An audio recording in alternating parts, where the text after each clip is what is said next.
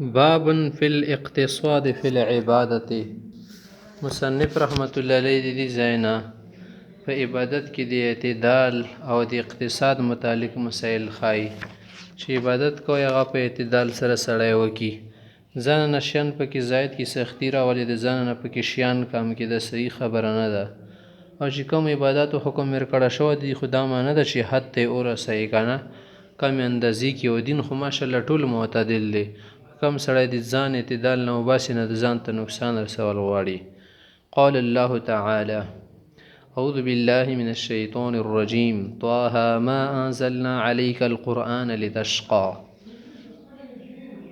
طه هغه نه بچي ما انزلنا عليك القرآن، ای پیغمبر د قرآن چې موږ ته به نازل کړی دی که نه لتشقى دي دپاره نه دی نازل کړی ځان سختي واکړي او ځان په مشقت کې واچوي. یرید الله بكم اليسر ولا یرید بكم العسر، الله تاسو نه اسانیانې غواړي او اسانۍ اراده د سره لري، مشکل او تنګۍ او سختۍ کې اچول نه غواړي. وعن عائشة رضی الله عنها ان النبي صلی الله علیه وسلم دخل علیها. عائشہ صاحبه نه روایت ته چې وپېره کې پیغمبر اسلام تشریف راوړو، وعنده امرأة او یوه ښځه ورسره، وقال پیغمبر اسلام تپوس وکړو من هذه دا څوک وه څوک ده؟ قالت عائشې بیبي جواب ورکړو هذه فلانة تذکر من صلاتها کې دا پلنې ښځه د دې منځه وغیره خبرې کېږي او منځه وغیره کې مشهور د نفلونه ډېر کوي، شیان ډېر کوي.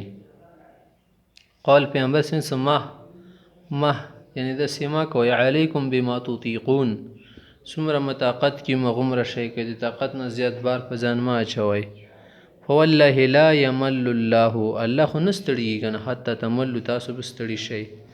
وکان احب الدین الیه، او پیغمبر سم ته پسندي د دین هغه څو اعمال هغه څو ما داوم صاحب علیه چې د هغه لکوونکي سړی په هغه باندې خامشوالي وکړلی شي. څو ورځو ته خو دین نه شي، څو ورځې یا په څو خاص موسمو کې چې څه کوي بس ګرمجوشي ښایي وروسته د بیا نوم نه وي، وروسته څوک په خوردبین او دوربین کې دي نه ګوري، دا خو څه شو دین نه شو که نه. دین دي ته نه څو خاص میاشتو کې څو خاص ورځو کې چې کې جشن مناو کې او څو خاص ورځو کې چې کې په سیزن کې بس ځان راښکاره کې بیا وروسته رک شي بیخي پته دې نه لګي. متفقون علیه.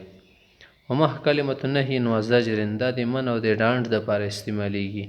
ومعنی لا یمل الله، خدای نه ستړي څه معنی یعنې لا یقطع ثوابه عنکم وجزاء اعمالکم، الله خو د نه خپل څه ونه کړ ګټي ته تاخته و چې ثواب خو ته میلیږي جزا به میلیږي.